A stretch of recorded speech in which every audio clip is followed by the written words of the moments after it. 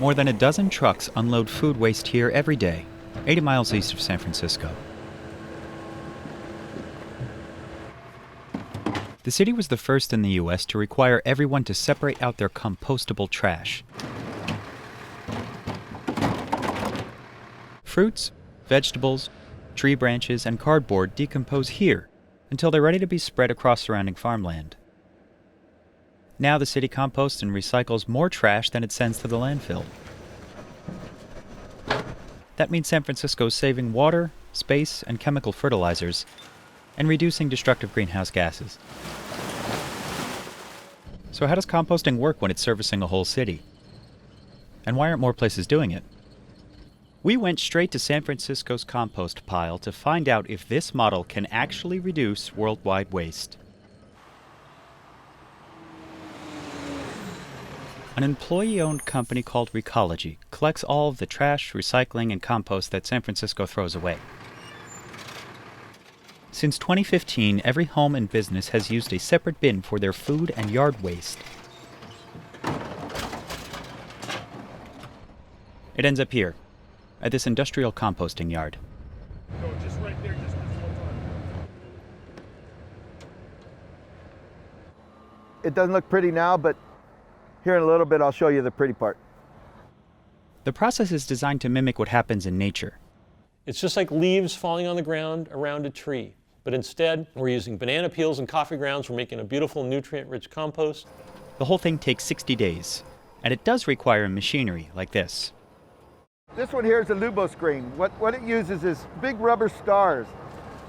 And all the organics fall through, and everything else bounces over the top of the stars as they spin.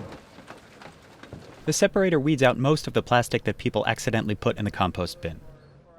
That goes to the recycler or the landfill. An 8-foot wide trommel spins everything to sort it again by size, this time into smaller pieces. The larger things pass by over the top on a conveyor belt. Workers like Abby Morales pick out chunks of wood, metal, or anything that is too large to break down in the compost process.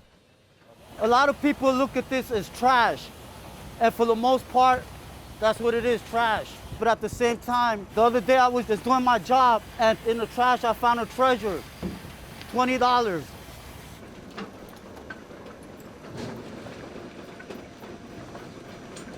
Bob used to work at a restaurant. When the pandemic hit and the industry was struggling, he made a career change. It's a dirty job, someone has to do it, and I'm the guy that does it, and I do it with joy.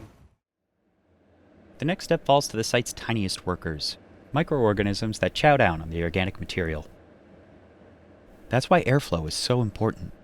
That allows the microorganisms to breathe. They're just like you and I. They need water and they need air. See where my hand is right over the top of this air pipe. What this does is it forces air up through the compost. The microbes also need just the right temperature. We'll reach temperatures from 160 to the 130s. These microorganisms are real finicky. If you have a too hot of a system, they'll die off. If it's too cold, they won't grow. Pipes run underneath the compost rows and draw harmful gases to piles of chopped up almond trees called biofilters. This stuff, believe it or not, came from across the street from one of the farmers. Microbes in the biofilters destroy these gases and prevent them from releasing into the atmosphere.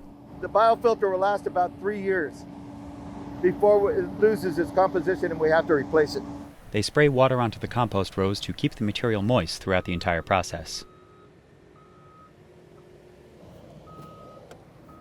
You've seen all the ugly part, now you're going to see the pretty part. Well, at least what we call pretty.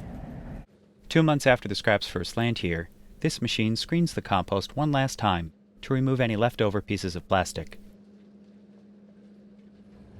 Here's what you see in the finished product. Nice moisture content, a lot of organics in there. Every ton of food and yard waste transforms into a little under half a ton of finished compost. That's because a lot of the water weight evaporates in the composting process. Recology sells it to farms, vineyards, and ranches across the Central Valley in Northern California, and uses the profits to help fund its operations. we talk about farm to fork, we're thinking about fork back to farm. You know, rather than it going to waste, we put it to good use.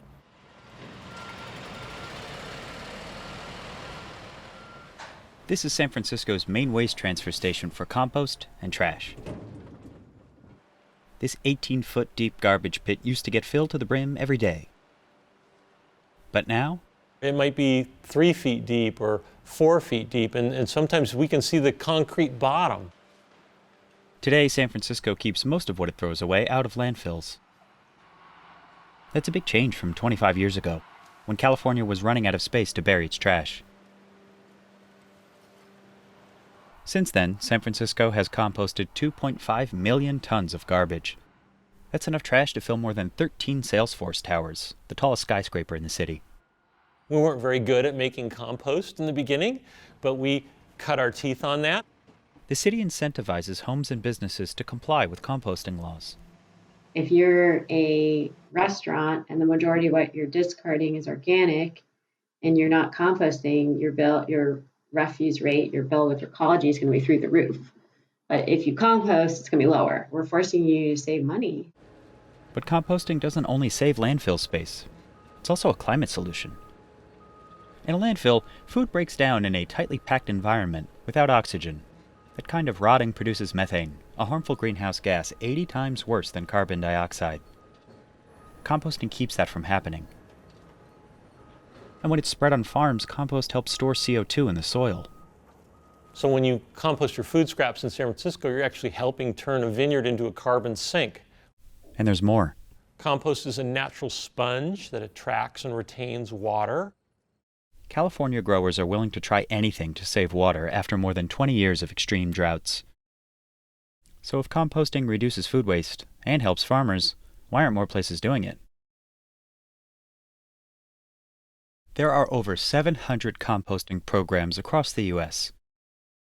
Like San Francisco, the city of Seattle and the state of Vermont have also mandated composting.